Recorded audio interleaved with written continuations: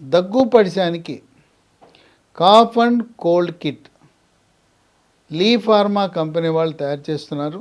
దీంట్లో వస తులసి దగ్గుమందు, ప్రకృతి నుంచి వచ్చే వస్తువులతో తయారు చేసిన మందు, అలాగే రోల్ ఆన్ కోల్డ్, దీన్ని పీల్చడం ద్వారా ముక్కు పడిశం పూర్తిగా తగ్గిపోతుంది.